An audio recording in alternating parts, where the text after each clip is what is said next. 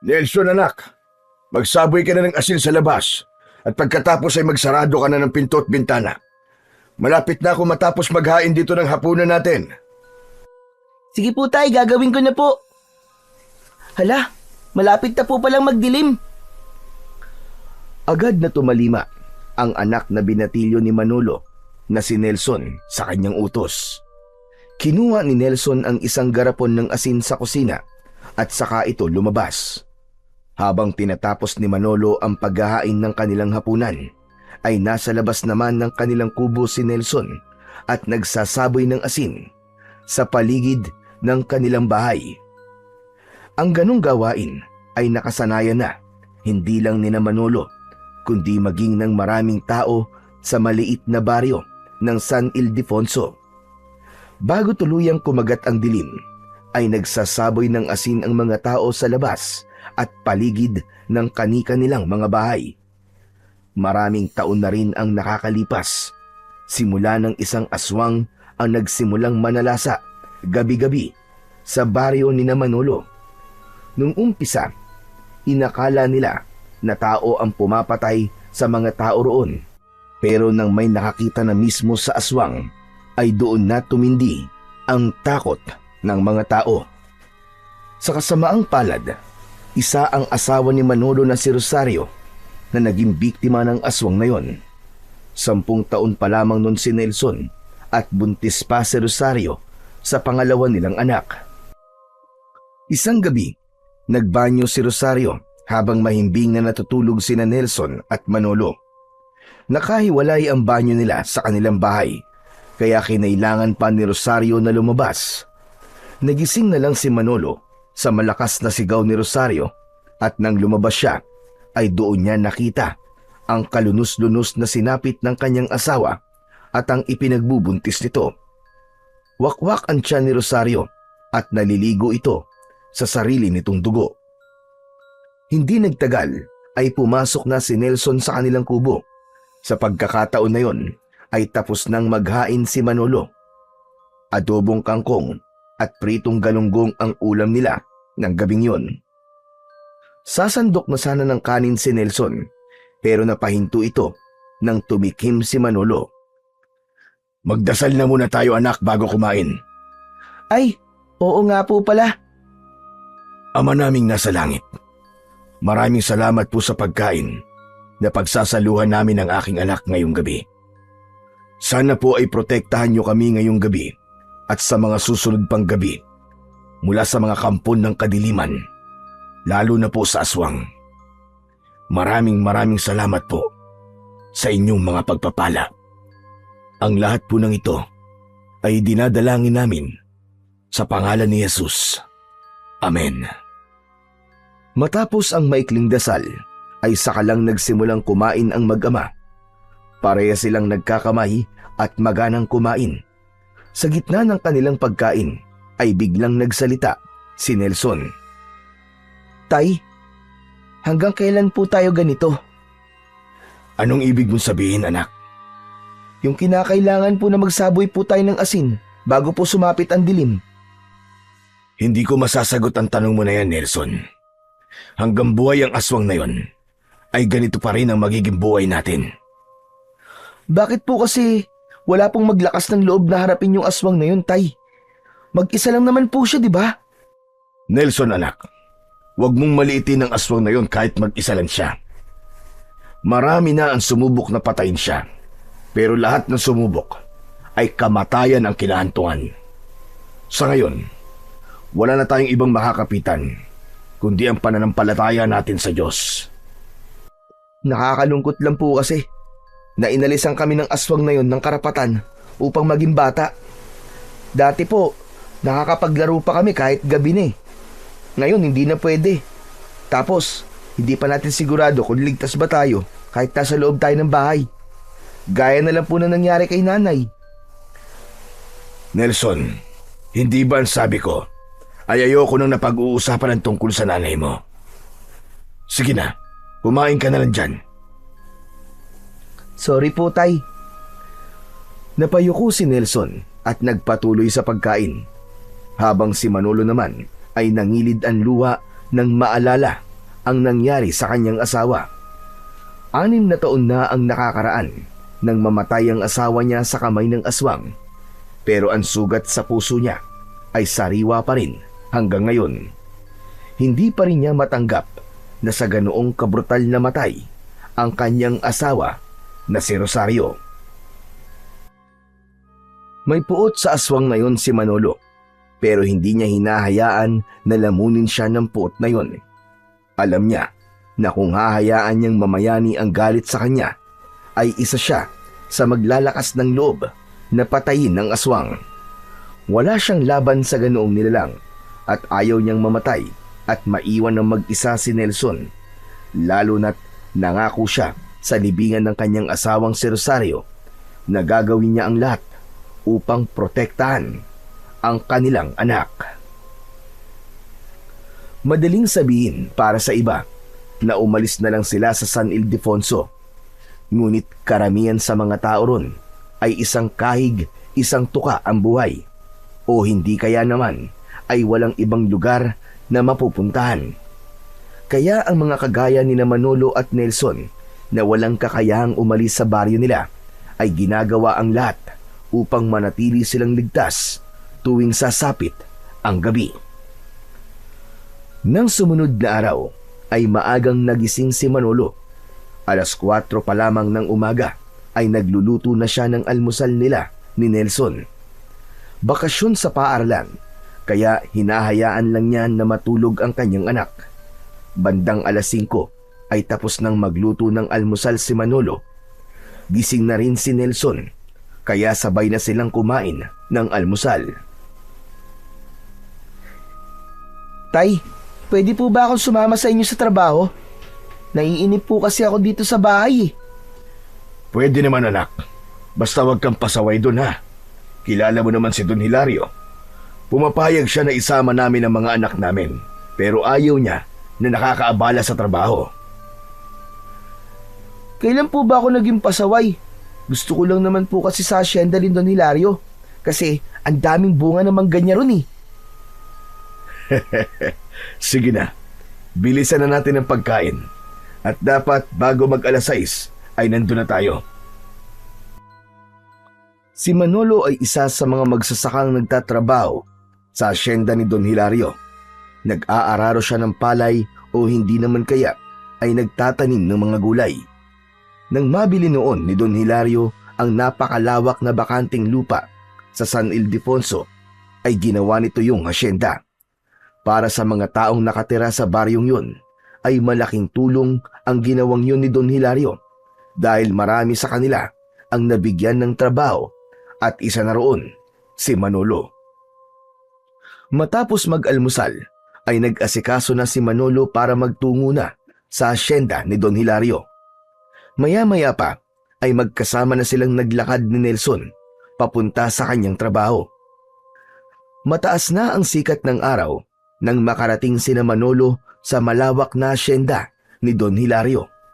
Agad siyang nagtungo sa palayan, dala ang kanyang karit habang ang iba'y abala naman sa kani-kanilang mga gawain.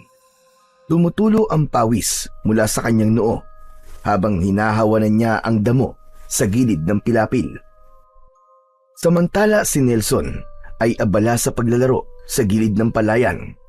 Tumatakbo-takbo ito at nagpapaanod ng dahon sa kanal. Habang lumilipas ang oras, si Manolo ay unti-unti nang nakakaramdam ng pagod, ngunit wala sa isip niya ang magpahinga dahil kapag nakita siya ni Don Hilario na nagpapahinga, ay paniguradong mapaparusahan siya nito o hindi naman kaya ay tatanggalin sa trabaho kagaya ng ibang trabahador na wala na sa asyenda.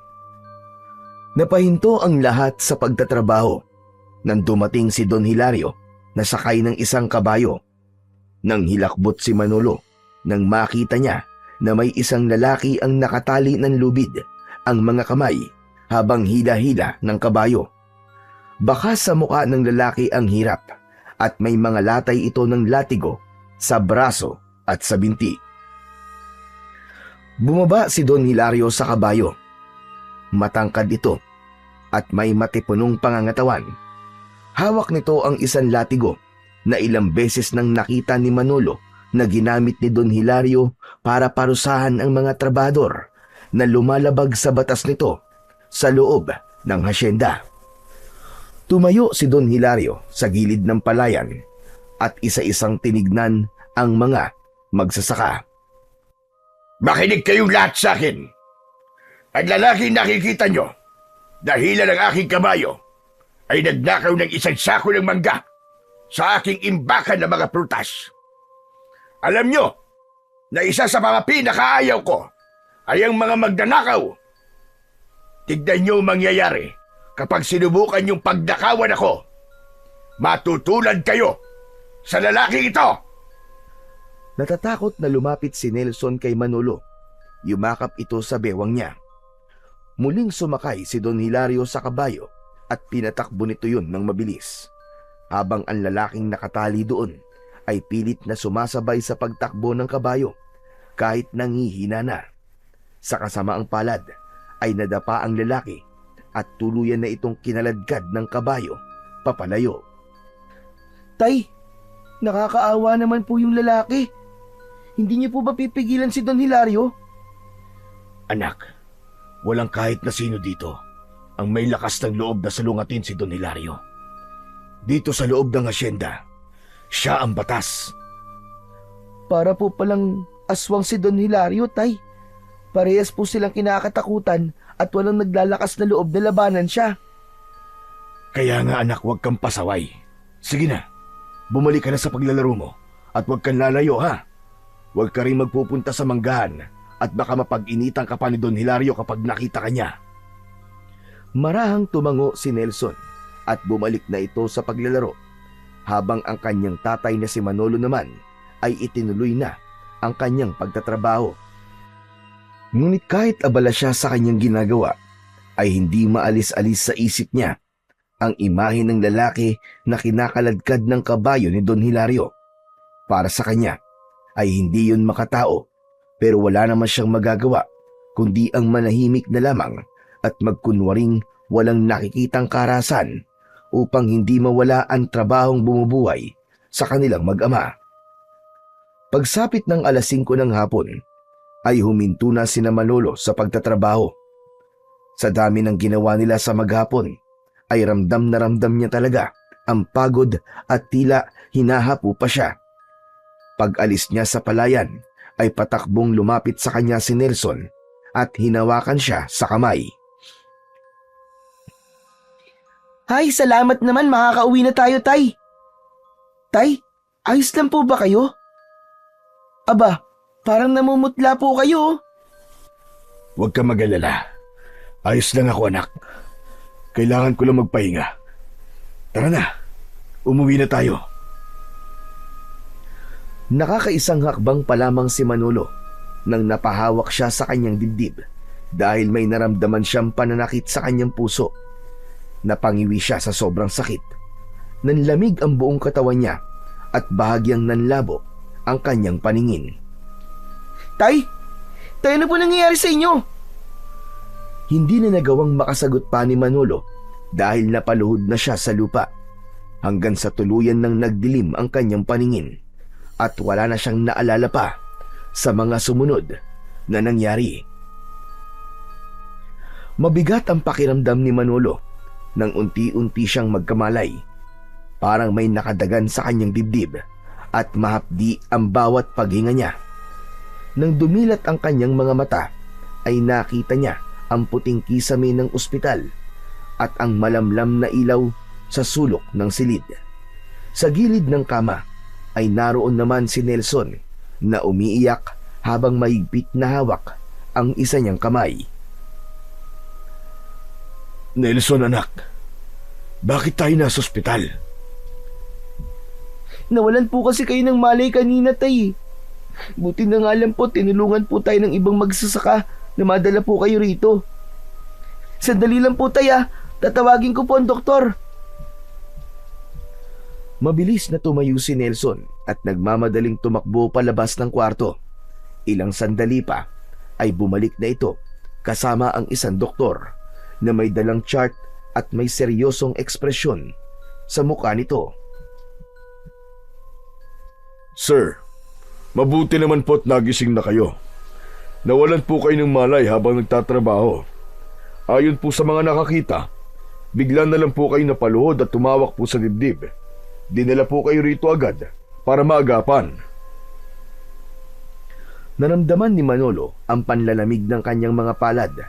Parang lalo siyang nahirapang huminga habang pinakikinggan ang doktor.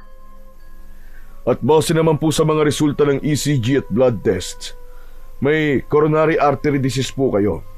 Isa sa mga ugat na nagbibigay ng dugo sa puso nyo ay halos barado na. Kaya po kayo inatake. Huwag po kayo mag-alala, pero sa ngayon po, ligtas na po kayo.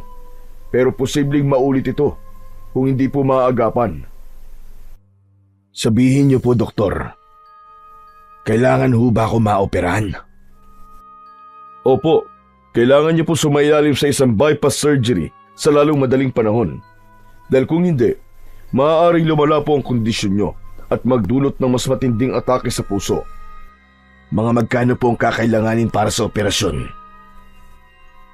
Ang buong proseso, kasama na ang pre-op test at mismong operasyon, ay aabot po ng humigit kumulang 1,000,000 piso. Pero maaari po kayong kausapin ng social worker namin para sa posibleng tulong kung kinakailangan. Parang gumuho ang mundo ni Manolo. Umalingaw-ngaw sa kanya ang perang kinakailangan niya para siya ay maoperahan.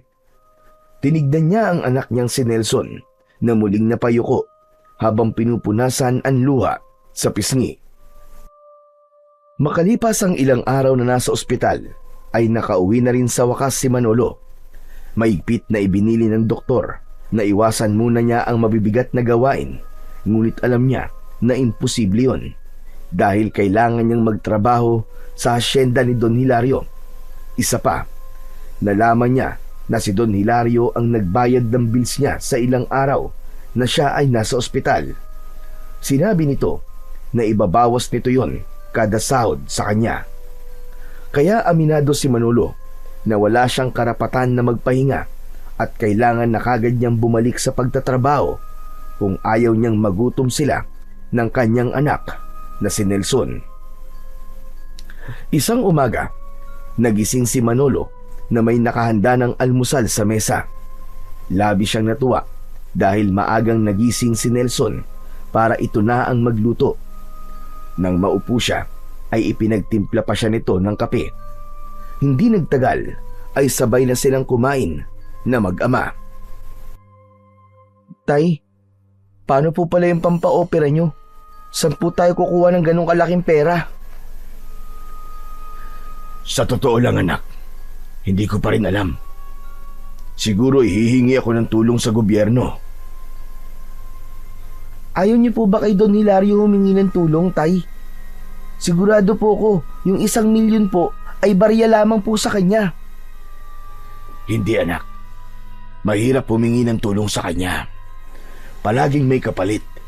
Kung uutang naman ako sa kanya, malamang ay magiging malaki ang tubo nun. Baka patay na ako eh. Hindi pa rin ako tapos magbayad sa kanya. Pero Tay, ang sabi po ng doktor kailangan niyo pong maoperahan sa lalong madaling panahon. Tapos, babalik po kagad kayo sa pagtatrabaho. Baka mapagod po ulit kayo, Tay, at atakihin na naman po kayo. Nelson, anak, alam mong hindi ako pwede magpahinga ng matagal. Magugutom tayong dalawa. Isa pa, kaya ko naman Hindi na lang ako masyado magpapagod sa bukid. Parang ang hirap naman pong paniwalaan na hindi po kayo magpapagod sa bukid, Tay. Ang bibigat po ng ginagawa nyo rin Ano po kaya kung ako po muna ang pumalit sa inyo sa trabaho? Mariing umiling si Manolo. Ramdam niya kung gaano kagusto ni Nelson na tulungan siya. Pero ayaw niyang sa edad nito ay mamumulat agad ito sa pagtatrabaho. Binatilyo pa ang anak niya at ang gusto niya ay sa pag-aaral ito nakatutok. Nelson, anak, alam kong gusto mo akong tulungan. Pero ako ang haligi ng tahanan na ito. Kaya ako ang dapat na magtrabaho at hindi ikaw. Ang dapat na ginagawa mo ay nag-aaral at naglalaro. Ayokong magaya ka sa akin na sa murang edad pa lang ay nagbabanat na ng buto. Hindi na tumutol pa si Nelson pero bakas sa mukha nito ang lungkot nang dahil sa sitwasyon nilang mag-ama. Ipinagpatuloy na nila ang kanilang pagkain at pagkatapos ay dumiretso na sa asyenda ni Don Hilario para magtrabaho. Kahit kakalabas pa lang ng ospital ay masigasig na nagtrabaho si Manolo, lalo na't naroon si Don Hilario na pinapanood ang bawat galaw ng lahat ng magsasaka. Alam ni Manolo na walang pakialam ang kanilang amo kahit galing siya sa ospital, at kapag nakita siya nitong nagpapahinga ay siguradong matitikman niya ang hagupit ng latigo nito. Matapos ang maghapon na trabaho ay umuwi na si Manolo sa kanilang kubo. Naabutan niya si Nelson na abala sa pagluluto sa kusina. Nakangiti niyang nilapitan ang kanyang anak at tinapik sa likod. Ang bango naman ang niluluto mo, anak. Ano ba yan? Sinigang na hipon po, tay. Napadaan po kasi si Aling Sonia kanina tapos nakita ko po na may nilalako siyang hipon eh. Yun, pinaubos na lang po niya kaya nabili ko po sa mababang presyo. Mabuti na lang talaga at namana mo sa nanay mo ang husay sa pagluluto. O paano? Ikaw na munang bahala dyan at maglilinis lang ako ng katawan ko. Ay tay, sandali lang po. May sasabihin po ako sa inyo. Ano yon? Narinig niyo na po ba yung kumakalat na balita dito sa baryo natin? Yung bagong biktima po ng aswang kagabi? Sandaling natigilan si Manolo.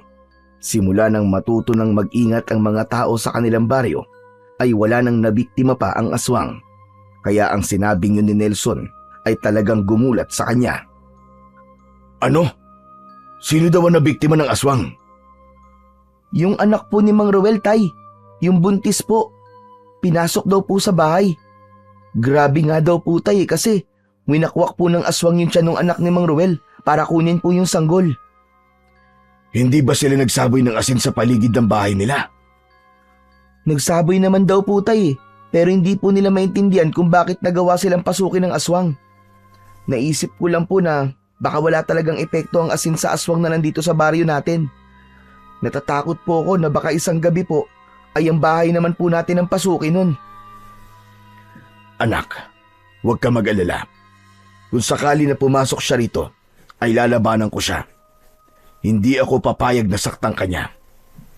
Sige na, magluto ka na dyan at huwag mo na yung isipin. Dodoblihin natin ang proteksyon natin para hindi makapasok dito ang aswang na yon. Tinapik ni Manolo si Nelson sa balikat bago siya lumabas ng bahay upang magtungo sa banyo.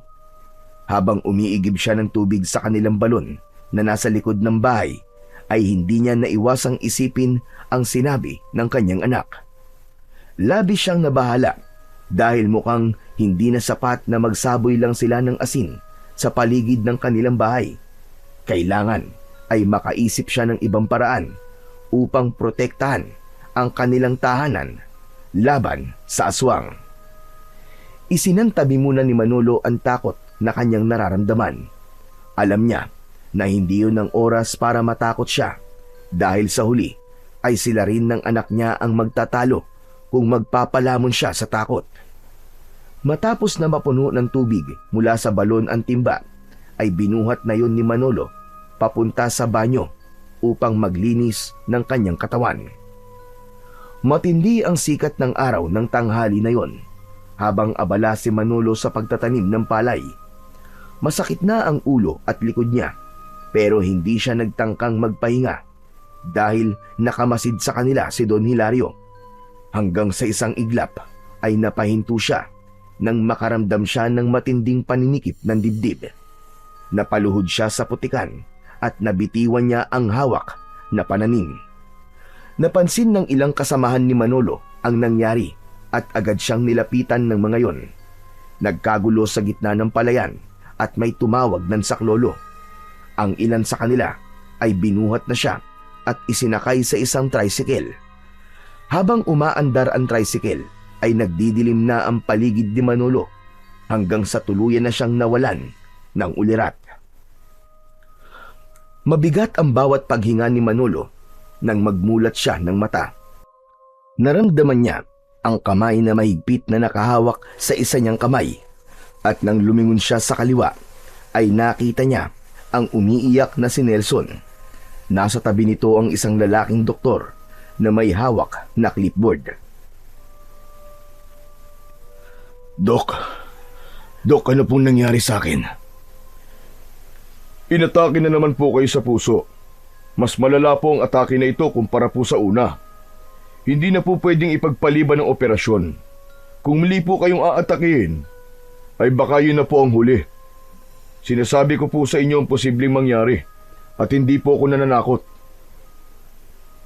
Pero Dok, wala pa po kaming pera para sa operasyon. Naiintindihan ko po, pero meron naman po mga ahensya ng gobyerno na pwede niyong lapitan para sa tulong pinansyal. May ilan ding NGO na maaari kayong makipag-ugnayan, pero hindi po kami makapagbibigay ng kasiguraduhan kung kakayanin nilang sagutin ang buong halaga ng operasyon. Saglit na katahimikan ang bumalot sa silid. Hindi nagtagal ay nagpaalam na ang doktor at naiwan sa silid na yon sina Manolo at Nelson. Tay, kailangan na po nating gumawa ng paraan para maoperahan na po kayo kagad. Ako na po ang bahalang lumapit kay Mayor. Anak, ang totoo ay kinausap ko na si Mayor. Ang sabi niya, ang kaya niya lang daw sagutin ay ang gamot ko matapos ang operasyon. Ano pong gagawin natin ngayon, Tay? Ang sabi po ng doktor, kailangan na po kayong maoperahan. Huwag ka mag-alala. May awa ang Diyos, anak. Hindi niya tayo pababayaan. Ang totoo ay sinabi lang yun ni Manolo para hindi na mag-alala at mag-isip pa ang kanyang anak. Ayaw niya na sa edad nito na yun ay magkakaroon na ito ng ganong kalaking problema. Kaya hanggat maaari ay nais niyang suluhin ang lahat ng alalahanin nila. Labis ang awang naramdaman ni Nelson para sa kanyang ama. Nais niya itong tulungan na maoperahan na dahil ayaw na niyang hintayin pa na muli itong atakihin sa puso. Nawalan na siya ng ina at hindi siya papayag na mawalan pa siya ng ama. Kaya habang nasa ospital pa si Manolo ay isang ideya ang kanyang naisip. Isang gabi ay nagtungo siya sa asyenda ni Don Hilario. Pumatok siya sa pinto ng malaki nitong bahay at isang kasambahay ang nagbukas noon. Agad na sinabi ni Nelson sa kasambahay na nais niyang makausap si Don Hilario para sa isang importanteng bagay. Nagpakilala rin siya bilang anak ng isa sa mga trabahador sa asyenda. Umakyat ang kasambahay sa ikalawang palapag ng bahay habang nanatili naman sa labas si Nelson. Kinakabahan siya at nagdadasal na sana ay hayaan siya ni Don Hilario na makausap ito. Ang plano niya ay humingi ng tulong kay Don Hilario.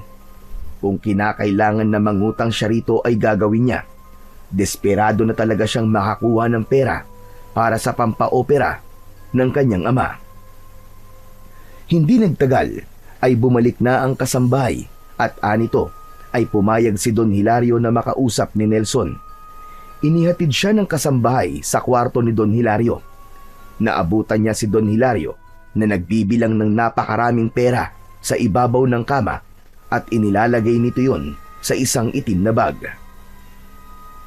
Nakatayo si Nelson sa bungad ng pinto at hindi niya alam kung lalapit ba siya rito o hindi.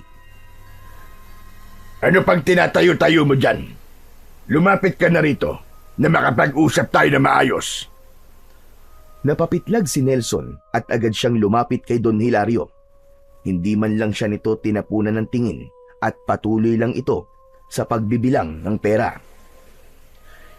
Hindi ba ikaw si Nelson, yung anak ni Manolo? Ako nga po, Don Hilario. Ano't gusto mo akong makausap? Magbabayad na ba kayo ng utang niyo sa akin? Don Hilario, hindi pa po eh. Iba po ang dahilan kung bakit po ako nandito. Don Hilario, ihingi po sana ako ng tulong sa inyo para pampaopera po ni tatay. Kailangan po kasi namin ng 1 milyong piso para maoperahan na siya eh. Alam ko po na nakakahiya itong ginagawa ko pero desperado na po kasi talaga akong madugtungan ng buhay ni tatay. Sandaling huminto si Don Hilario sa pagbibilang ng pera at tinapunan nito ng malamig na tingin si Nelson. Mabuti naman at alam mo nakakahiya itong ginagawa mo. May utang pa nga kayo sa akin dahil ako nagbayad sa ospital nung unang itinakbo ang tatay mo doon. Tapos ngayon, uutang na naman kayo. Saan kayo kumukuha ng kapal ng mukha, ha? Don Hilario, parang awa niyo na po. Ang sabi po kasi ng doktor kailangan na po talagang maoperahan si tatay sa puso Wala akong pakialam. At wala akong pakialam kahit mamatay pa ang tatay mo. Dahil madali lamang siyang palitan. Saka 1,000,000 piso talaga. Anong palagay mo sa perang yon, ha? Pinipitas lang sa puno? At paano niyo naman mababayaran ng 1,000,000 piso kung sakaling pahiramin ko kayo? Tutulungan ko po magtrabaho si tatay dito sa asyenda. Nakikiusap po ko sa inyo. Pahiramin niyo na po kami ng pera. Nagsasayang ka lamang ng oras mo dito, Nelson. Mabuti pa, mamalimos ka na lang doon at manghingi ng kahit na piso. Pero sa akin, wala na kayong makukuha. Sige na, makakaalis ka na. Alis! Napakagat si Nelson sa labi niya. Nais pa niya sanang pilitin si Don Hilario na pahiramin sila ng pera, ngunit nakita niya ang latigo nito na nakasabit sa dingding. Tumakbo sa isip niya na baka kung magpupumilit siya ay saktan siya nito gamit ang latigo, kagaya ng ginawa nito sa mga tauhan nito na nagkakamali. Sige po, aalis na po ako. Maraming salamat na yung po. Aalis na sana si Nelson pero napako ang mga mata niya sa perang binibilang ni Don Hilario. Sa dami nun ay parabang higit pa yun sa 1,000,000 piso. Nang tignan siya ni Don Hilario ng masama ay napayuko siya at tuluyan na siyang lumabas ng silid. Nang isarado niya ang pinto ay sandali siyang natigilan. Hindi nawala sa isip niya ang perang binibilang ni Don Hilario at naisip niya na kung makukuha niya yon ay meron na siyang pampaopera sa kanyang ama. Alam ni Nelson na mali ang magnakaw at kung sakali ay yun ang unang beses na gagawin niya ang bagay na yun. Pero inisip niya na may magandang dahilan naman ang pagnanakaw na gagawin niya at yun ang magiging daan upang madugtungan ang buhay ng kanyang ama. Kaya imbis na lumabas ng bahay ni Don Hilario, ay inisa-isa niya ang mga pinto sa ikalawang palapag. Isang pinto ang hindi nakalak at dun pumasok si Nelson. Napagtanto niya na ang silid na napuntahan niya ay library dahil sa dami ng aklat na naroroon. Nagtago si Nelson sa ilalim ng isang lamesa at doon niya naisipan na magpalipas ng oras. Hindi na alam ni Nelson kung gaano na siya katagal na nakatago sa ilalim ng lamesa. Mula sa salaming bintana ay nakita niyang madilim na ang labas. Sumilip siya at nakita niya na 11:11 na pala ng gabi. Siguro naman ay tulog na si Don Hilario ng ganitong oras. Isang malalim na paghinga ang pinakawalan ni Nelson. Pilit niyang nilakasan ng kanyang loob at ang tanging inisip niya, gagawin niya yon para sa kanyang ama. Sa paglabas niya sa library ay sumalubong sa kanya ang kadiliman at katahimikan ng buong bahay. Maingat na naglakad si Nelson papunta sa harapan ng pinto ng silid ni Don Hilario. Nanginginig ang mga kamay na hinawakan niya ang doorknob at pinihit yun. Labis siyang nagpasalamat nang hindi yun nakakandado. Itinulak niya ang pinto at sumilip siya sa loob ng kwarto. Napangiti siya dahil wala si Don Hilario sa silid nito. Tuluyan nang pumasok si Nelson sa kwartong yun. Mabilis niyang hinanap ang bag kung saan nakalagay ang pera ni Don Hilario. Binuksan niya ang aparador, mga drawer at tinignan niya ang ilalim ng kama pero hindi niya nakita ang bag. Luminga siya sa paligid at nakita niya ang malaking picture frame na nakasabit sa dingding kung saan nakalagay doon ang litrato ni Don Hilario. Tumayo siya sa harapan ng picture frame at tinitigan niya ang picture ni Don Hilario na tila nakatingin sa kanya. Hindi alam ni Nelson pero tila hinihila siya ng litratong yun. Kumuha siya ng upuan at tumungtong siya roon para maabot niya ang picture frame. Nang alisin niya ang picture frame ay nakita niya sa likod nun ang isang butas kung saan nakalagay ang bag na hinahanap niya. Sabi ko na nga ba't nandito ka lang eh?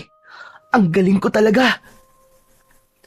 Walang pagdadalawang isip na kinuha ni Nelson ang bag. Bumaba siya sa upuan at ipinatong doon ang bag. Binuksan niya ang bag at napasingap siya nang makita ang napakaraming pera na nakalagay doon.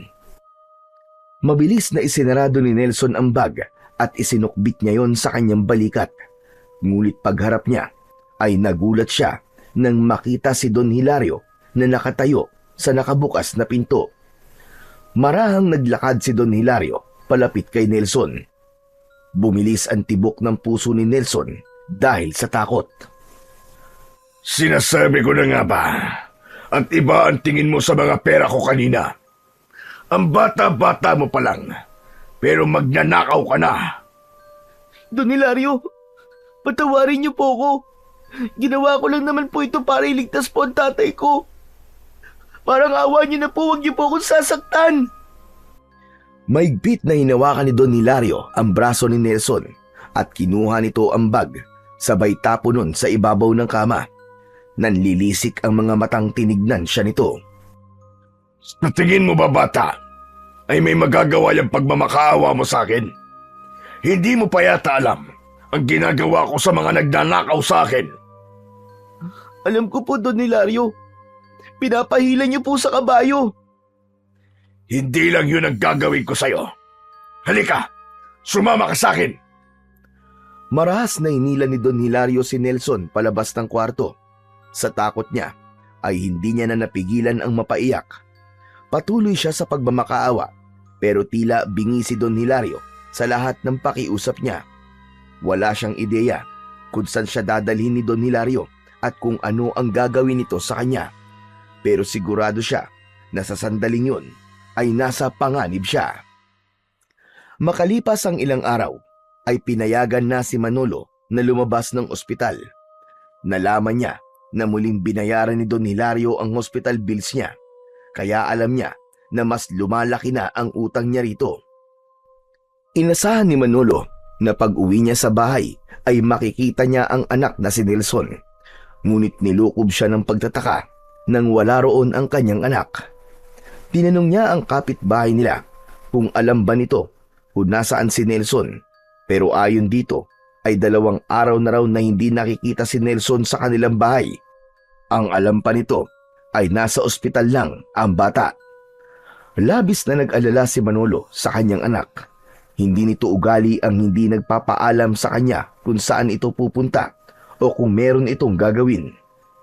Isa pa, masyadong matagal ang 2 araw na hindi ito umuwi sa bahay nila. Puno ng pag-aalalang bumalik si Manolo sa bahay nila.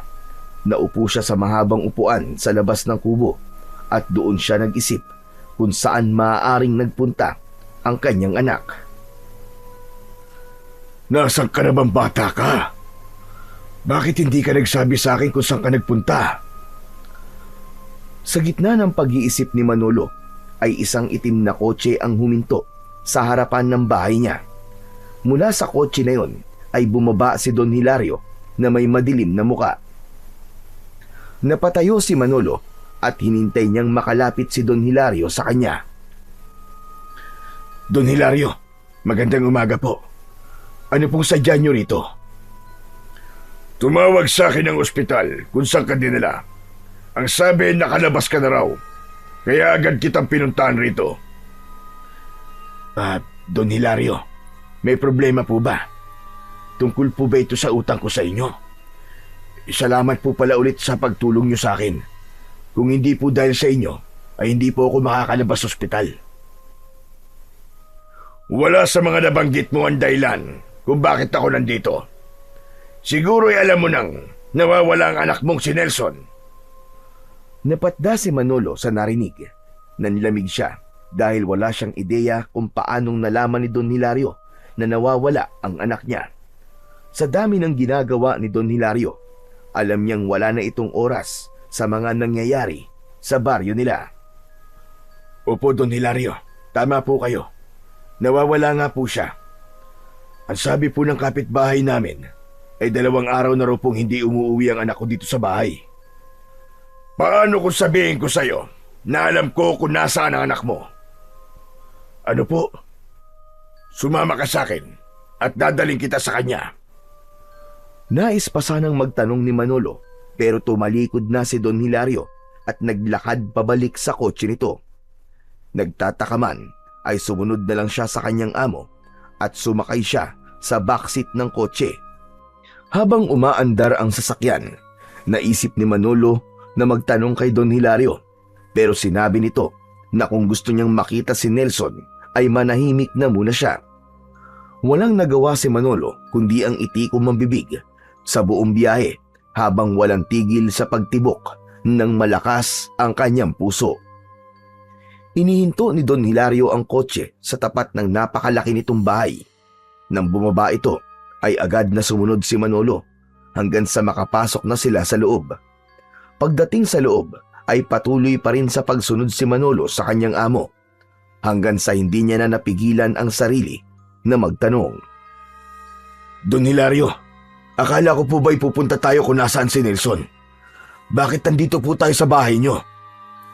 Kaya nga, pupuntahan natin ang anak mo. Ibig sabihin, nandito po siya. Mahina ba ang utak mo? At hindi mo naiintindihan ang mga sinasabi ko kanina pa? Sumunod ka sa akin para makita mo siya. Isang pinto na nasa ilalim ng hagdan ang binuksan ni Don Hilario. May hagdan doon pababa, kaya nahinuha ni Manolo na papunta sila sa basement. Habang bumababa sa hagdan, ay palakas ng palakas ang kabog ng puso niya.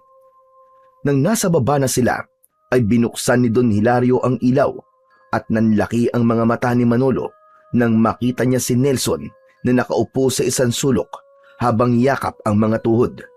Pagkakita sa kanya ni Nelson ay agad itong tumayo at mahigpit siyang niyakap. Tay! Tay, ayoko na po dito! Gusto ko na po umuwi! May pagtatakang napatingin si Manolo kay Don Hilario. Bago pa siya nakapagtanong, ay inunahan na siya nitong magsalita.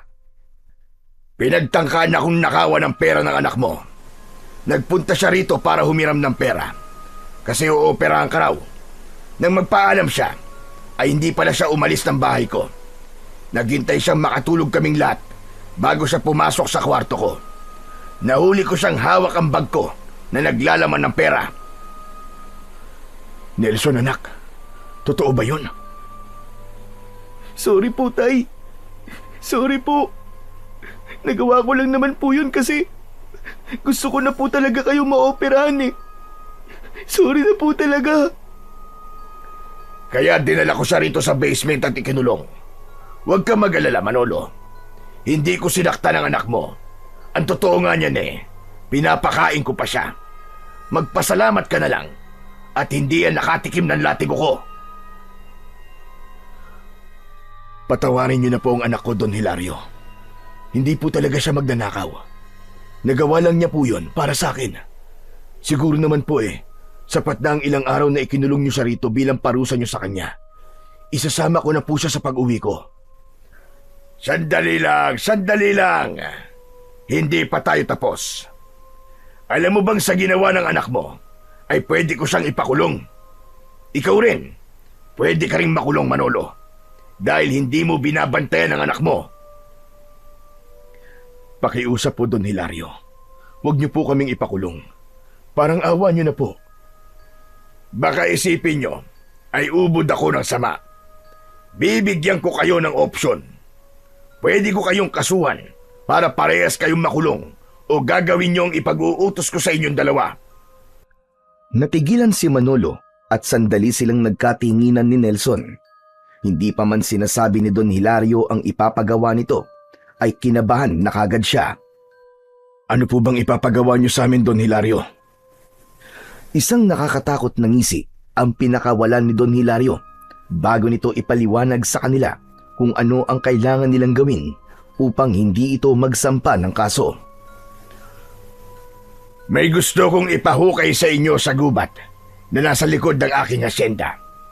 Isang kahon na nakabaon sa tabi ng isang puno ng balete na matatagpuan sa gitna ng gubat. Ang eksaktong lugar na huhukayin nyo ay sa tabi ng pinakamalaking ugat ng puno na yon.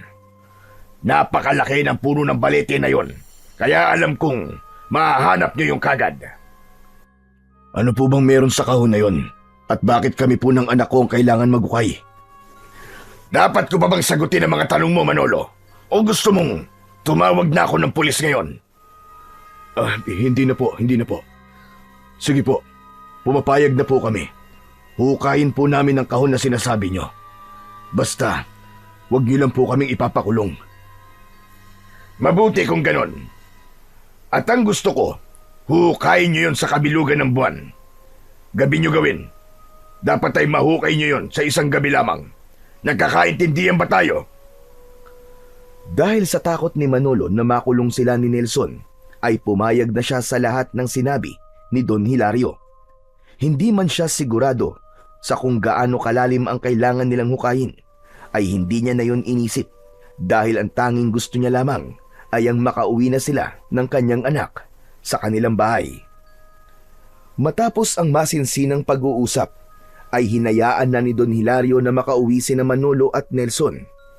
Tahimik na naglakad ang mag-ama at nang makarating sila sa kanilang bahay ay nanghihinang napaupo si Manolo habang si Nelson naman ay nakatayo sa tabi ng pinto at nakayuko. Nelson, anak. Alam ko nagawa mo yon dahil sa kondisyon ko. Pero hindi ba sinabi ko na sa ito dati na kahit naghihirap tayo, ay hindi tayo magnanakaw? Alam ko naman po yun, Tay.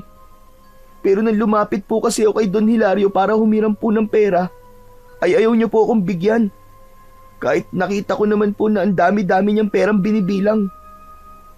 Sorry po talaga, Tay. Hindi ko na po yun uulitin. Hindi na talaga dapat. Dahil talagang magagalit na ako sa'yo. Mabuti na lang at hindi tayo ipinakulong ni Don Hilario. Pero Tay, gagawin ba talaga natin yung sinabi ni Don Hilario na may huhukayin tayong kahon sa gubat? May pagpipilian pa ba tayo, anak? Mabuti nga't yun lamang ang pinagawa niya sa atin eh. Pero, bakit po kaya niya yun ipapahukay sa atin? Wala rin akong ideya, anak. Huwag ka na magtanong sa akin kasi wala rin akong maisasagot sa'yo. Tumayo si Manolo. Lumapit siya sa kalendaryo na nakasabit sa dingding at nalaman niya na sa darating na Biyernes ang kabilugan ng buwan. May 2 araw pa sila para maghanda ni Nelson. Gaya ng anak niya ay wala rin siyang alam kung bakit kabilugan ng buwan kailangan nilang hukayin ng kahon na sinasabi ni Don Hilario. Pero wala na siyang pakialam sa sagot dahil ang gusto lang niya ay magawa nila ni Nelson ang ipinapagawa nito para hindi na sila makulong. Sa lumipas na 2 araw ay patuloy na nagtrabaho si Manolo sa asyenda habang si Nelson naman ay nananatili sa bahay nila at hindi na ito sumasama sa kanya sa trabaho. Natakot na kasi si Nelson na bumalik sa asyenda matapos itong ikulong ni Don Hilario sa basement. Hanggang sa dumating na nga ang gabi kung saan bilog na bilog ang buwan. Matapos ang hapunan, ay naghanda na sina Manolo at Nelson. Nagdala sila ng pala at piko na siyang gagamitin nila sa paghukay. Isinabit din ni Manolo ang itak niya sa kanyang bewang upang kung sakaling makasalubong nila ang gumagalang aswang, ay meron silang magagamit na sandata. Habang naglalakad sa loob ng kagubatan, ay panay ang linga ni Nelson sa paligid. Nakakapit ang isa nitong kamay sa braso ni Manolo, habang ang isa naman ay tangan ang lampara. Tay, nakakatakot naman po dito. Paano kung biglang magpakita po sa atin yung aswang at atakihin po tayo? Kaya nga dinala ko tong itak ko, anak. Saka sa tingin ko, ay wala dito sa gubat ang aswang na yon. Hindi naman niya siguro iisipin na mayroong tao rito sa ganitong oras. Malamang, naroon yun sa baryo at naghahanap ng mabibiktima. Sa bagay, tama ka naman po sa sinabi niyo, Tay. Nagpatuloy na sa paglalakad ang mag-ama. Kahit paano ay kabisado ni Manolo ang gubat na yon. Nung bata pa kasi siya, ay madalas silang maglaro doon at alam niya ang malaking puno ng balete na sinabi ni Don Hilario. Inabot ng halos kalahating oras ang paglalakad nila bago nila natagpuan ang puno ng balete. Maraming mga baging ang nakalaylay mula sa puno. Nakaramdam ng kilabot si Manolo pagkakita niya sa puno ng balete na para bang kanina pa sila nito hinihintay. Tay, talaga bang gagawin natin to? Hindi po ba ang sabi po ng mga matatanda tirahan po ng kapre at engkanto ang puno ng balete? Baka naman po, magambala po natin sila at kung ano po ang gawin nila sa atin. Hingi na tayo kagad ng paumanin sa kanila. Para sigurado, anak. Naglakad sila palapit sa puno at agad na hinanap ni Manolo ang pinakamalaking ugat. Nang makita niya yon, ay tumingala siya sa puno ng balete. Mga kaibigan, para sa mga nilalang na nakatira sa punong ito, ngayon pa lamang ay humihingi na kami ng dispensa. Kung magagambala man namin kayo ng aking anak. May kailangan lang kaming kunin sa lugar na to. Pero nangangako kami na hindi namin sisirain ang inyong tirahan. Matapos sabihin yun ni Manolo, ay isang malamig na hangin ang tila yumakap sa kanya na naging dahilan para magtaasan ang balahibo niya sa braso. Inisip niya na yun ay tugon mula sa mga nilalang na nakatira sa puno na yon. Hindi na nga nagsayang ng oras ang mag-ama at agad silang nagsimulang magukay. Binungkal muna ni Manolo ang lupa gamit ang piko, habang si Nelson naman ang naghuhukay ng lupa gamit ang pala. Napansin ni Manolo na panay ang linga ni Nelson sa paligid at napapahinto ito sa tuwing may naririnig silang huni ng hayop sa kung saan o hindi kaya ay kaluskos. Tay, narinig niyo po ba yun? Ano kaya yun? Huwag mong pansinin ang mga naririnig mo. Basta, mag-focus ka lang sa paghukay.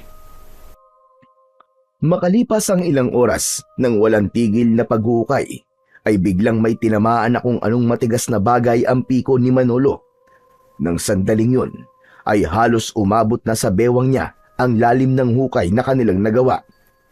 Agad nilang hinukay ng mas mabilis ang bahagi ng lupa na yon, at doon na nga nila nakita ang isang kahon na gawa sa isang matibay na klase ng kahoy. Si Manolo ang kumuha ng kahon na halos kasing laki lamang ng lalagyan ng pambisig na relo at matiim niya yung tinignan. Nagkatinginan ang mag-ama na parehong habol ang paghinga, ngunit bakas ang tuwa sa kanilang mga muka. Yun na po ba yung kahon na sinasabi ni Don Hilario, Tay? Sa tingin ko, ay ito na nga yun, anak. Makakauwi na tayo. Ay, salamat naman.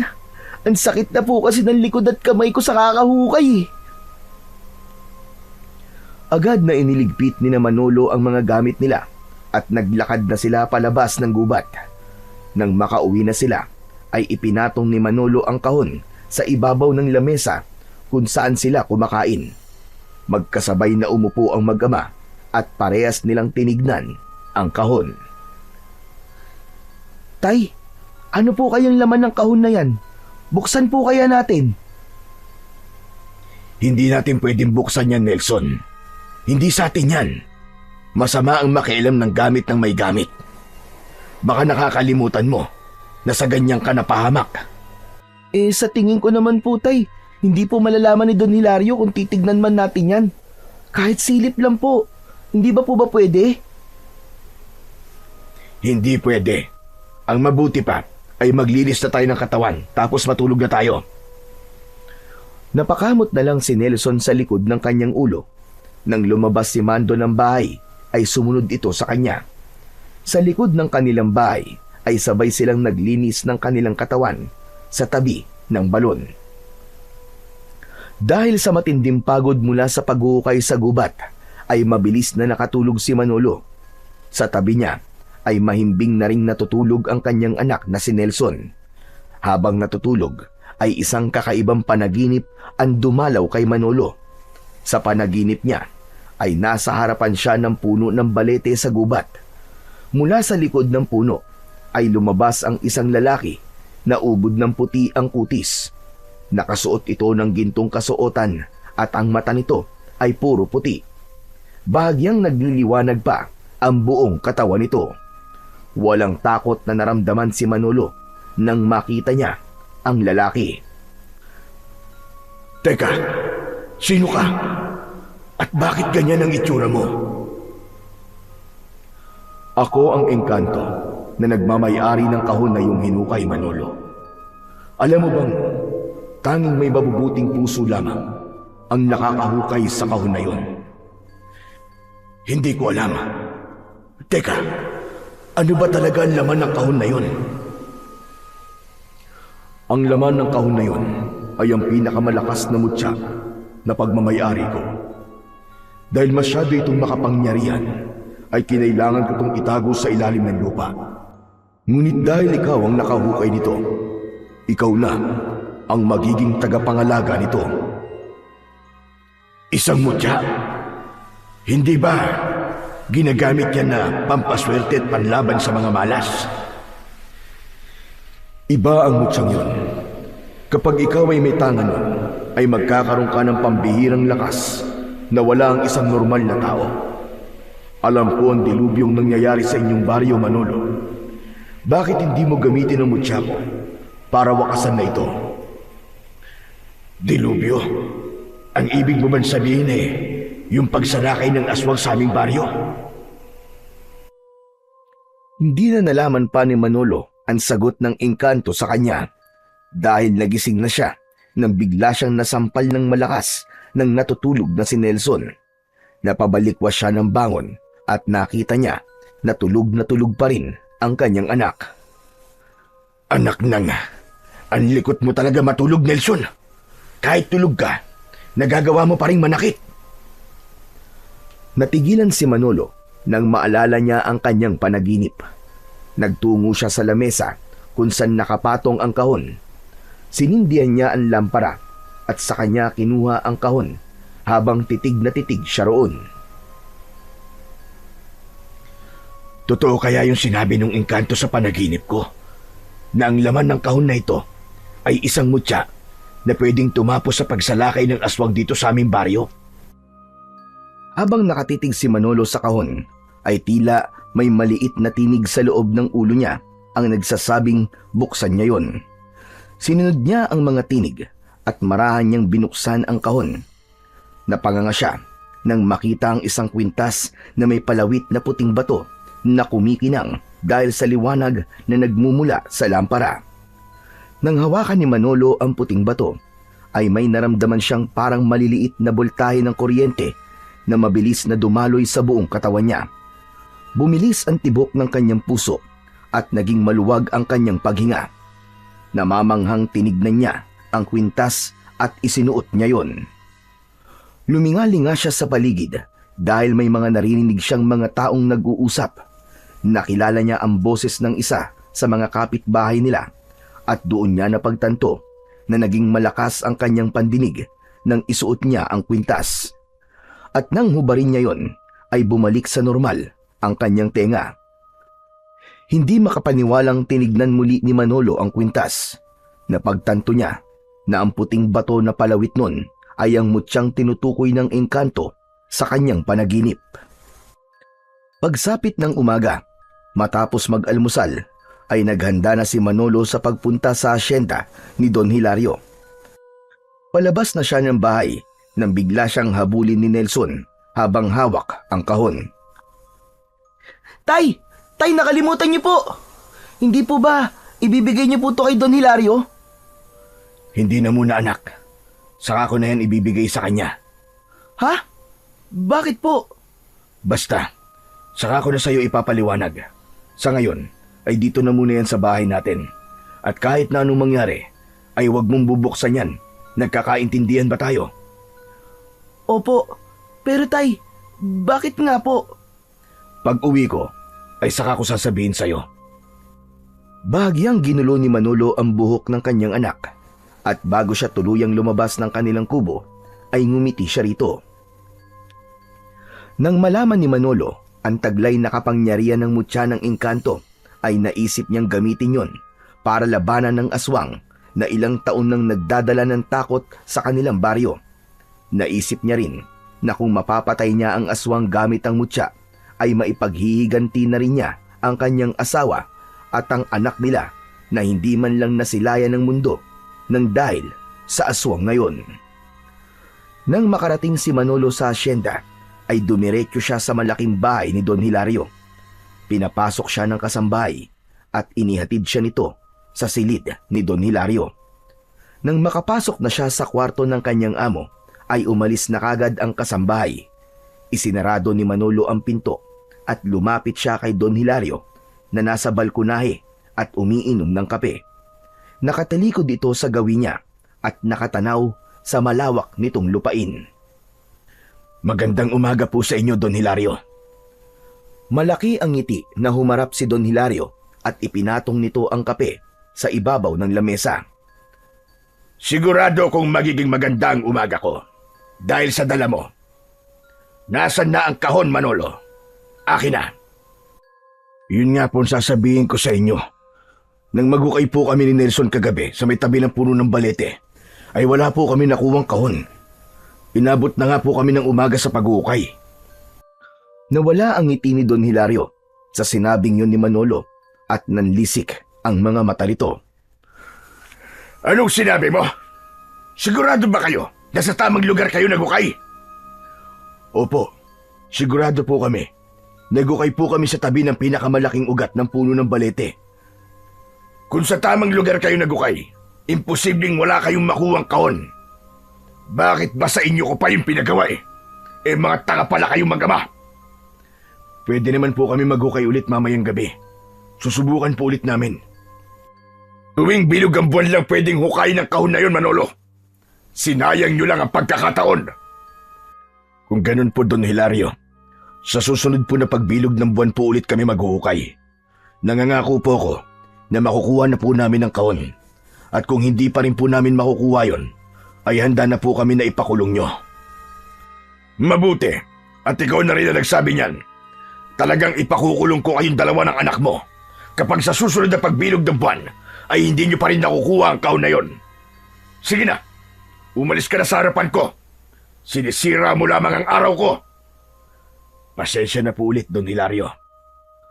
Bahagyang yumukod si Manolo sa kanyang amo bago siya lumabas ng kwarto nito. Ramdam na ramdam niya ang galit ni Don Hilario pero wala siyang pinagsisisihan sa kanyang ginawa. Aminado rin siya na hindi tamang nagsinungaling siya pero ginawa lang naman niya yon dahil naniniwala siya na kailangan muna niyang gamitin ang mutya para labanan niya ang aswang. Matapos ang maghapon na pagtatrabaho sa asyenda, ay umuwi na si Manolo sa bahay. Nakita niya sa labas si Nelson na nakikipaglaro ng patintero. Pagkakita nito sa kanya, ay huminto na ito sa paglalaro at sumabay na sa kanya sa pag-uwi. Pagpasok nila sa bahay nila, ay nakita niya ang kahon na nakapatong pa rin sa lamesa. Anak, hindi mo ba binuksan ang kahon na to habang wala ako? Hindi po tay, tulad po ng bilin nyo. Nagsasabi ka ba ng totoo? Oo naman po, kahit isumpa ko pa po sa kaluluwa ni nanay. Matamang tinignan ni Manolo si Nelson at nakita niya sa mga mata nito na nagsasabi ng totoo ang bata. Tay, pwede niyo na po bang sabihin sa akin kung bakit hindi niyo po yan ibinigay kay Don Hilario? Hindi po ba siya nagalit sa inyo nang sabihin niyo po na hindi mo na yan ibibigay sa kanya? Hindi ko sinabing nakuha na natin, anak. Ang sabi ko ay susubukan nating hukayin ulit ang kahon sa susunod na kabilugan ng buwan. Hala, ibig sabihin po nagsinungaling po kayo sa kanya? Hindi po ba sabi niyo po sa akin masama po magsinungaling? Hindi sa pagkakataon na ito, Nelson. Kailangan ko ang mutya na nasa loob ng kahon para labanan ng aswang. Ano po, Tay? Mutya? Mutya po ang laman ng kahon na yan? Ibig sabihin, binuksan niyo po ang kahon? Akala ko po ba, hindi natin yan pwedeng buksan? Magpapaliwanag ako sa'yo. Makinig ka muna sa akin, Nelson. Sa pagkakataon na yon, ay maayos na ipinaliwanag ni Manolo kay Nelson ang lahat. Sinimulan niya sa napanaginipan niyang engkanto at ang mga sinabi nito sa kanya tungkol sa pinakamakapangyarihang mutya na laman ng kahon. Sinabi rin niya kay Nelson ang dahilan kung bakit hindi muna niya ibibigay kay Don Hilario ang kahon. Matapos ang mahabang paliwanag ni Manolo, ay hindi agad nakapagsalita si Nelson. Hindi makita ni Manolo kung nagulat ba ito o namangha sa mga sinabi niya. Kung ganun, Tay, talagang gagamitin niyo po ang mutya sa pakikipaglaban sa mga aswang? Oo, anak. Kailangan kong gawin yon para matigil na ang pagsalakay niya dito sa baryo natin. Isa pa, gusto ko ring ipaghiganti ang nanay mo at ang kapatid mo. Tay, sigurado na po ba kayo dyan sa gagawin niyo? Paano po kung mapahamak kayo? Paano kung hindi po totoo yung sinabi sa inyo ng engkanto sa panaginip niyo? Kailangan kong maniwala, Nelson. Isa pa, nang isuot ko ang mutya, ay may kakaibang lakas akong naramdaman. Parang napakaraming nagbago sa katawan ko. Kaya naniniwala ako sa kapangyarihan ng mutya na nasa loob ng kahon na yan.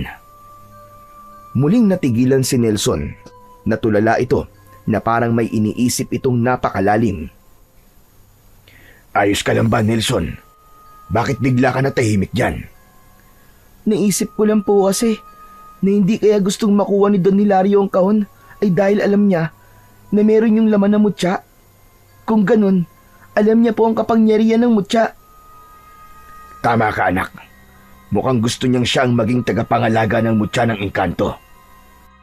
Ang nakapagtataka lang po, Tay, ay bakit hindi na lang siya ang magukay ng mutya kaysa ipagawa pa yun sa atin. Yan nga ang hindi ko rin alam, anak.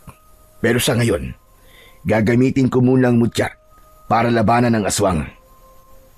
Nagkatinginan ang mag-ama at wala nang nagsalita sa kanilang dalawa. Nang sandaling yon ay mas lalong tumindi ang kagustuhan ni Manolo na patayin ng aswang.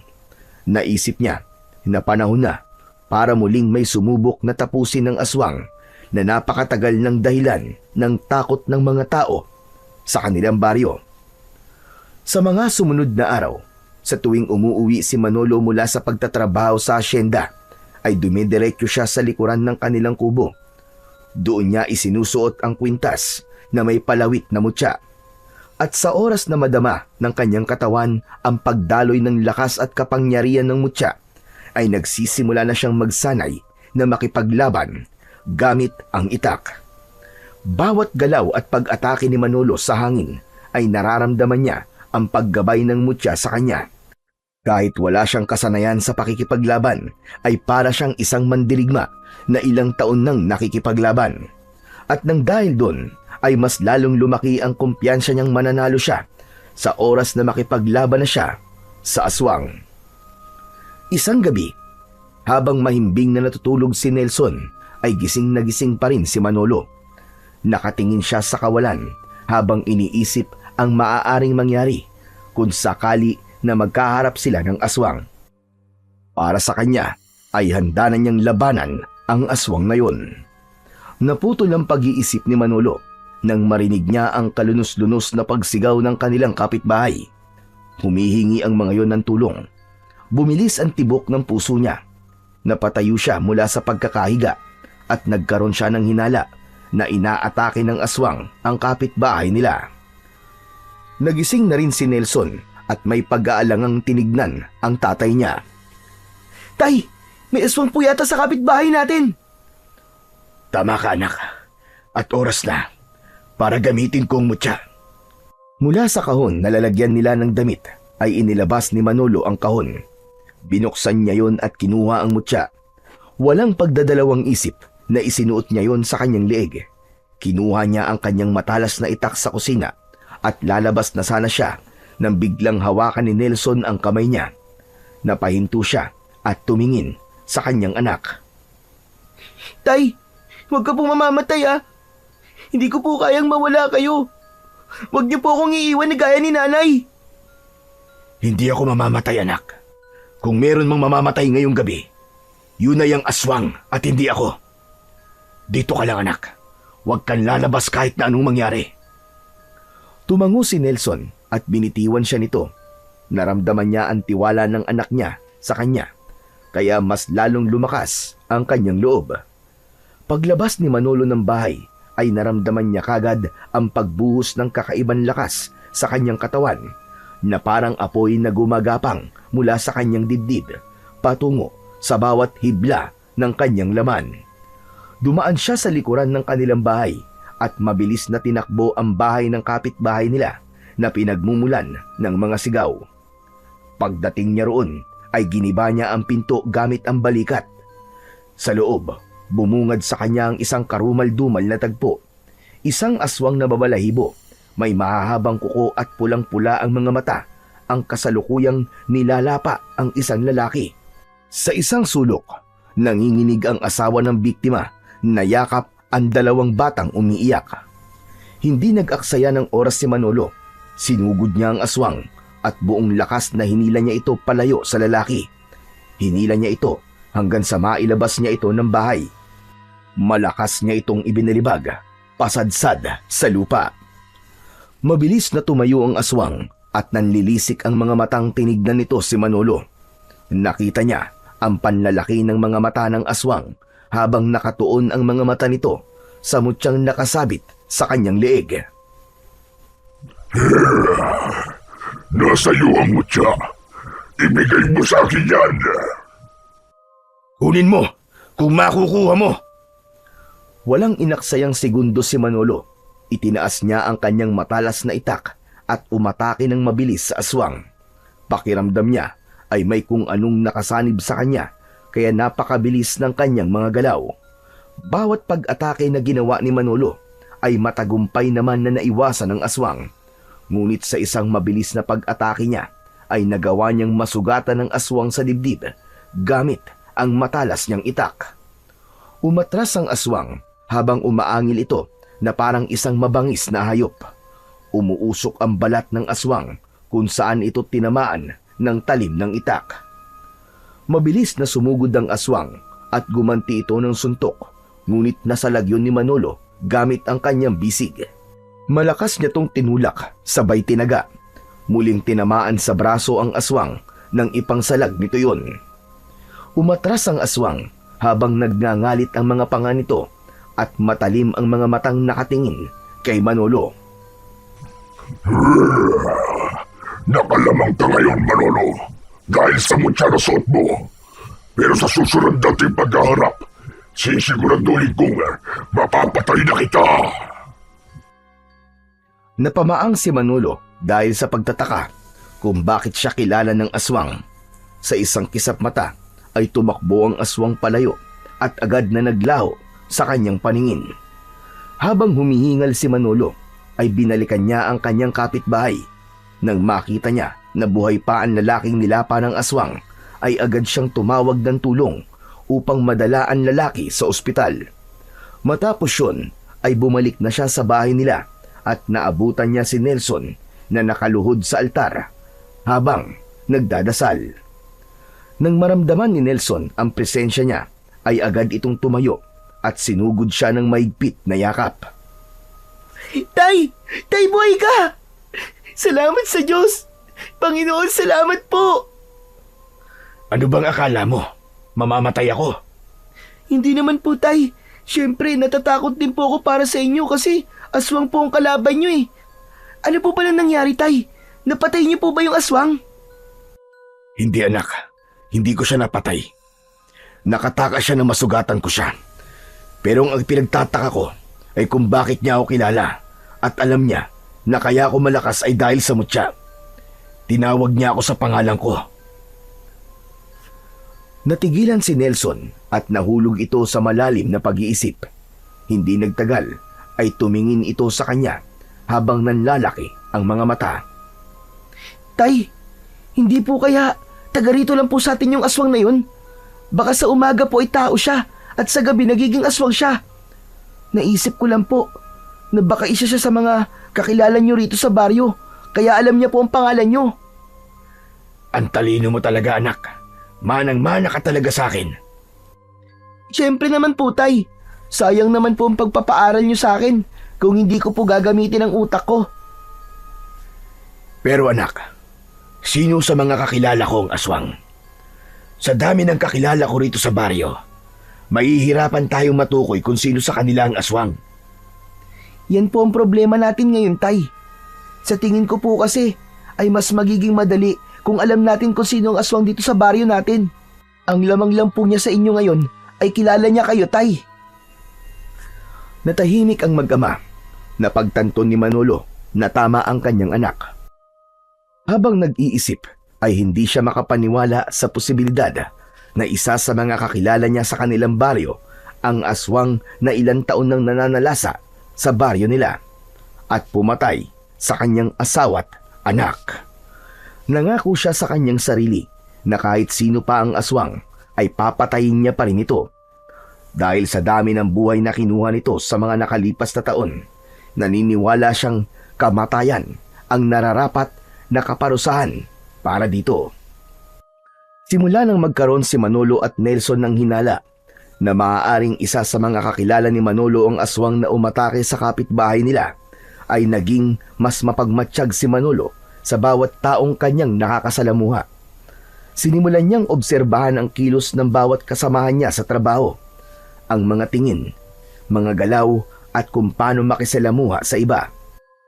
Lahat ng yon ay mataman niyang pinag-aralan, ngunit sa bawat araw na lumilipas ay wala siyang nakitang senyales ng pagkakaiba ng mga ito at lahat ay tila ordinaryong tao lamang. Kaya naman, nanatiling palaisipan sa kanilang mag-ama kung sino ang nilalang na may alam ng kanyang pangalan at ang tungkol sa suot ng mutya. Isang hapon, pagod na umuwi si Manolo mula sa pagtatrabaho. Umupo siya kagad at napansin niya si Nelson na abala sa kusina. Naamoy niya ang niluluto nitong adobo. Nang makita siya ni Nelson, ay lumapit kagad ito sa kanya. Tay, mukhang pagod na pagod po kayo ah. Sinabi mo pa. Paano? Bukod sa pagtatrabaho, ay isa-isa ko pang minamatyagan ng mga katrabaho ko. Pero wala talaga akong makitang kakaiba sa kanila, anak, para masabi ko na siya ang aswang. Ako nga rin po, Tay. Nagmamatsyag din po ako sa mga tao dito sa baryo, pero wala akong makita na pwedeng maging aswang. Mga mukhang aswang meron po, pero yung literal na aswang talaga, wala po eh. Ikaw talagang bata ka. Hindi bali, anak. Sa oras na muling umatake yung aswang, ay haharapin ko na lang ulit siya at sisiguraduhin ko na sa oras na yon ay mapapatay ko na siya. Pero Tay, hindi niyo po ba naisip na baka gamitin niya po ang lamang niya sa inyo? Nakilala niya po kayo? Hindi agad nakapagsalita si Manolo sa sinabi ng kanyang anak.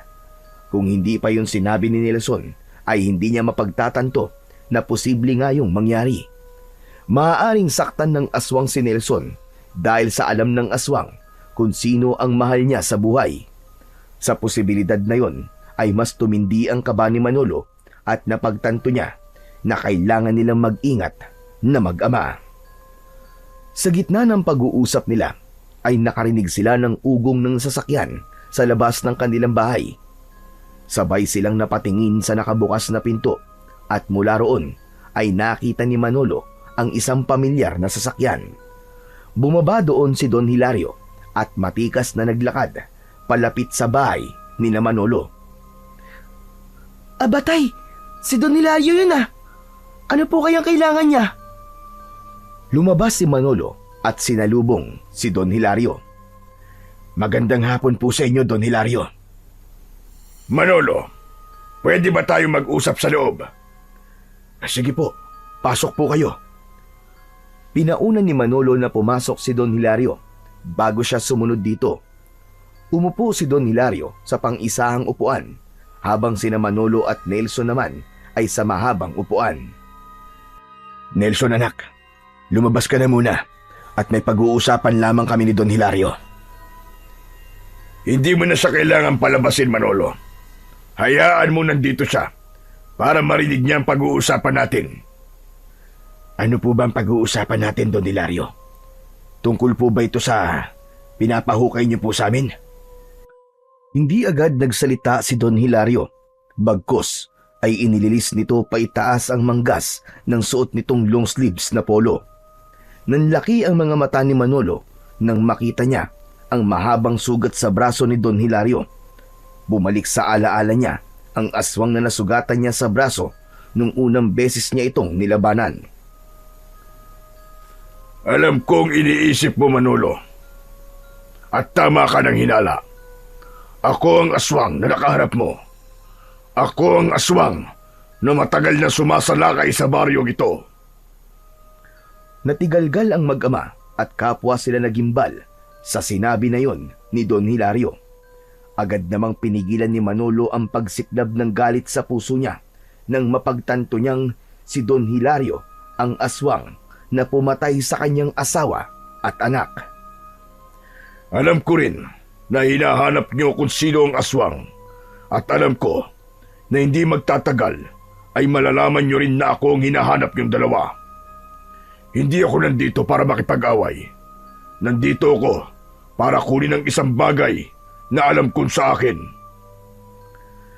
Ang pinakamakapangyarihang mutya ng engkanto, yun ba? Tama ka, Manolo. Marunong ka rin palang mag-isip. Nang maglaban tayo, ay nakita ko suot mo yon. Ngayon, gusto kong ibigay mo sa akin yon. Ngayon naiintindihan ko na. Sinabi sa akin ng engkanto na tanging may mga mabubuting puso lamang ang makakahukay sa mutya. Hindi mo yun mahuhukay kasi masama ka. Kaya kami ni Nelson ang inutusan mo maghukay nun. Matagal ko nang gustong kunin ang mutyag yon, Manolo, para mas maging malakas ako. Pero huwag kayong mag-alala dahil may kapalit kapag ibinigay niyo sa akin ang mutya. Bibigyan ko kayo ng perang pampaopera mo. Bukod doon, ay magbibigay din ako sa inyo ng 10 milyong piso. Maaari na kayong umalis sa baryong ito at mabuhay sa ibang lugar. Tumiim ang bagang ni Manolo at mahigpit niyang naikuyom ang kanyang mga kamay. Tumalim ang tingin niya kay Don Hilario. Hayop ka. Ikaw ang pumatay sa mag-ina ko. Ikaw ang aswang na lumapa sa asawa ko habang ipinagbubuntis niya ang pangalawa naming anak. Sa tingin mo ba, ay hahayaan kong makuha mo ang mutya? Hayop kang demonyo ka! Napakatapang mo naman yata, Manolo. Matagal naman na yatang nangyari yun. Bakit hindi mo nalang kalimutan at magpatuloy sa buhay? Isipin mo ang perang makukuha niyong mag-ama kapag binigay mo sa akin ang mutya. Huwag mo nang pairalin ang galit. Maging praktikal ka na lang. At ano, kapag ibinigay ko sa inyo ang mutya, sigurado ko na gagamitin mo lang yun sa masama. Mas lalong dadami ang magiging biktima mo. Ganun na nga. Anong magagawa ko? Ganito ko nilikha. Ipinanganak ako para pumatay ng tao dahil kayo ang pagkain ko. Pues, makakaalis ka na, Don Hilario. Wala kang makukuhang mutya sa akin. Bibigyan kita ng ilang araw para makapag-isip, Manolo. Hindi na kailangan. Hindi ko ibibigay sa iyo mutya kahit anong mangyari. Biglang tumayo si Nelson at kinuha nito sa kusina ang itak. Itinutok nito yon kay Don Hilario na ikinagulat naman ni Manolo. Umalis ka na rito, demonyo ka! Kaya pala sama ng ugali mo! Kasi aswang ka! Pinapahanga niyo ako, mag-ama. Masyado kayong matatapang. Tignan na lang natin kung hanggang saan ang tapang niyo. Kahit may mutya ka pa, Manolo, ay hindi ka mananalo sa akin. Magagaya ka lamang sa asawa at anak mo. Tumayo si Don Hilario at malalaki ang hakbang na naglakad palabas. Nang marinig nila ang pag-alis ng sasakyan nito, ay hindi na napigilan pa ni Manolo ang pagdaloy ng kanyang mga luha. Hindi siya makapaniwala na ang aswang na pumatay sa kanyang mag-ina ay matagal na pala niyang kilala. Sa kabila ng kalupitan ni Don Hilario, ay mas pinili pa rin niyang igalang ito dahil ito ang nagbigay sa kanya ng trabaho. Ibinaba ni Nelson ng itak upang yakapin si Manolo. Hayop siya, Nelson. Wala siyang puso. Sa tingin ba niya ay mababayaran niya ng pera ang buhay na kinuha niya? Tay, kailangan mo na talaga siyang tapusin. Sigurado ako na mas nanganganib na ang buhay natin dalawa ngayon. Hindi ako papayag, anak, na may mapatay pa siya. At hindi ako papayag na masaktan ka niya, anak. Matapos ang pangyayaring yon, ay hindi na pumasok muli si Manolo sa asyenda ni Don Hilario. Hindi na rin siya nagtangkang sabihin sa mga tao kung sino talaga si Don Hilario dahil sigurado siyang itatanggi lang nito yon. May posibilidad din na baligtarin sila nito at ito ang mas paniwalaan ng mga tao dahil nga sa marami itong pera. Ang plano niya ay makita mismo ng mga tao kung anong uri ng halimaw si Don Hilario. Walang gabing hindi alerto sina Manolo at Nelson. Madalas ay isa sa kanila ang gising at nagbabantay habang ang isa naman ay natutulog. Malakas ang kutob nila na sila na ang target ngayon ni Don Hilario dahil nasa kanila ang mutya at alam na nila ang sikreto nito. Hanggang isang gabi, habang tahimik ang buong baryo, ay napapitlag si Manolo mula sa pagkakaupo sa gilid ng kama nang makarinig siya ng kaluskos sa bubong. Agad niyang hinawakan ng itak at ikinulong sa kanyang palad ang mutya na nakasabit sa kanyang leeg. Tinapik niya sa binti ang natutulog na si Nelson na agad namang nagising. Bakit po, tatay? Nelson, anak, nararamdaman ko na nandito na si Don Hilario. Ano po? Tay, ano pong gagawin natin? Dito ka lang sa loob, anak. Huwag kang lalabas kahit na anong mangyari. Kailangan ko na siyang tapusin. Tay, mag-iingat ka po. Tumango si Manolo at matapang siyang lumabas ng kanilang kubo. Tumayo siya sa harapan at sa bubong ay nakita niya ang isang aswang na nakatayo roon. Mula sa dilim ay kitang-kita niya ang namumulan nitong mga mata. Bumaba ka na dyan at harapin mo ko! Isang nakakatakot na halakhak ang pinakawalan ng aswang at saka ito tumalon paibaba. Bibigyan pa kita ng isang pagkakataon, Manolo. Ibigay mo sa akin ang mutya at hahayaan ko kayo mabuhay na magkama. Masyado kang makulit, aswang ka. Ilang beses ko man dapat sabihin sa'yo na wala akong balak na ibigay sa'yo ang mutyang ito. Nagngalit ang ngipin ng aswang at sa isang iglap ay bigla itong umatake. Napakabilis nito na parabang isa itong kidlat. Isinangga ni Manolo ang itak sa matutulis na kuko ng aswang at doon na nga nagsimula ang kanilang sagupaan. Nagpalitan ang dalawa ng pag-atake at pagdepensa. Sa una ay lumalamang si Manolo. Bawat sugat na natatamo ng aswang ay umuusok ito dahil sa kapangyarihan ng mutya. Nang marami ng sugat si Don Hilario ay umatras ito habang bakas sa muka ang sakit. Ramdam na ramdam ni Manolo ang ibinibigay sa kanyang lakas ng pinakamakapangyarihang mutya. Ano, Don Hilario? Sumusuko ka na ba? Hindi porket nakakalamang ka ay kailangan ko ng sumuko. Hindi ako titigil hanggat hindi ko nakukuha ang mutya at hindi kita napapatay. Muling nagpatuloy ang kanilang sagupaan. Hindi nagtagal ay biglang bumaliktad ang laban. Sa isang mabilis na galaw ay sinunggaban ni Don Hilario si Manolo. Maigpit siya nitong niyakap sa bewang at saka siya malakas na ibinagsak sa lupa. Bago pa makabawi si Manolo ay pinilipit ng aswang ang kanyang braso at sinundan nito yon ng malakas na tadyak sa kanyang dibdib. Kumalat ang sakit sa katawan niya at nabitiwan niya ang itak. Malakas na sinipa ni Don Hilario ang itak at tumalsik yon malapit sa pinto ng kanilang bahay. Binitiwan ng aswang si Manolo at tumayo ito sa harapan niya habang nakangisi ng malaki. Paano ba yan? Wala ka ng sandata. Paano ka pa makakalaban sa akin, Manolo? Tumiim ang bagang ni Manolo habang nakaupo sa lupa hanggang sa nakita niya na kinuha ni Nelson ang itak at walang pagdadalawang isip itong tumakbo pasugod sa aswang. Isinaksak ni Nelson ang itak sa tagiliran ng aswang. Napaluhod ng aswang habang hawak ang tagiliran. Tay! Ang itak niyo po! Ibinato ni Nelson ang itak kay Manolo. Matagumpay naman yun na nasalo at agad siyang tumayo sa harapan ng nakaluhod na aswang. Nakalimutan mo yatang dalawa kaming kalaban mo.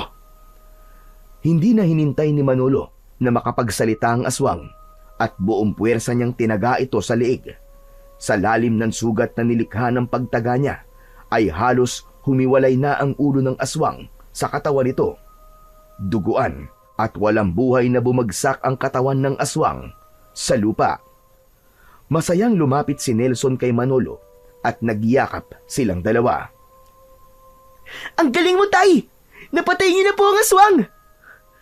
Talo na sana ako, anak eh. Kung hindi mo lamang ako tinulungan. Maraming salamat, anak. Siyempre naman po, hindi ko po kayo pwedeng pabayaan, no? Tatay ko po kayo eh. Salamat, anak. Sa wakas, naipaghiganti na rin natin ang nanay at kapatid mo. Pati na rin ang mga taong pinatay ng hayop na Don Hilario na yan. Sa pagtingin ni Manolo sa paligid, ay napansin niya ang mga taong nakasilip sa bintana at pinto ng kani-kanilang mga bahay. May ilan na lumabas at naglakad palapit sa kanila. Mga kasama, magsilabas kayo sa inyong mga bahay. Tignan nyo kung sino ang aswang na matagal nang nananalasa dito sa ating baryo.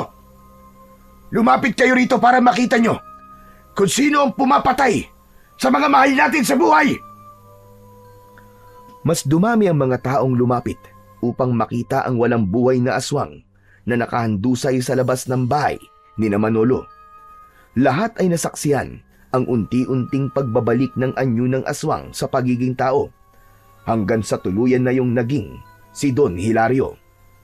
Binalot ng gulat ang lahat ng tao habang si Manolo ay inakbayan si Nelson at magkasama silang pumasok sa kanilang tahanan. Makalipas ang ilang araw, ay tuluyan nang bumalik ang kapayapaan at katahimikan sa baryo ni Manolo. Matapos mamatay ng aswang, ay namuhay na ng normal ang lahat at nawala na ang takot nila sa tuwing sumasapit ang gabi. Isang umaga, nagtungo sina Manolo at Nelson sa ospital para muling magpates si Manolo. Napansin kasi niya na hindi na sumasakit ang dibdib niya nitong mga nakaraang araw at umasa siya na magkakaroon ng panibagong resulta ang mga test na isasagawa sa kanya. Makaraan lamang ang ilang oras na paghihintay sa resulta ng test ay tinawag na ng isang nurse ang mag-ama dahil kakausapin daw sila ng doktor. Pagpasok nila sa isang silid ay naroon na ang doktor. Hawak na ang resulta ng mga test. Kinabahan si Manolo nang mapansin niyang nakakunot ang noo ng doktor habang nakatingin sa resulta ng kanyang test.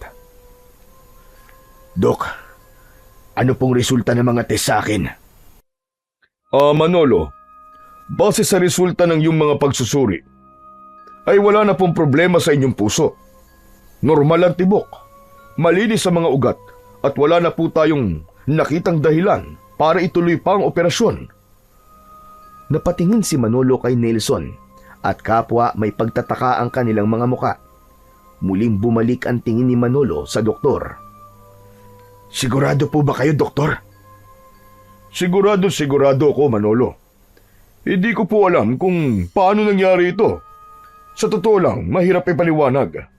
Pero kung ako ang tatanungin, mukhang isang himala ang nangyari sa inyo. Dahan-dahang bumalot ang ngiti sa mukha ni Manolo at agad niyang niyakap ang kanyang anak. Nang dahil sa labis na kasiyahan, ay hindi na napigilan pa ni Manolo ang mapaluha. Taimtim siyang nagpasalamat sa Diyos dahil sang-ayon siya sa sinabi ng doktor na isang himala ang nangyaring yun sa kanya.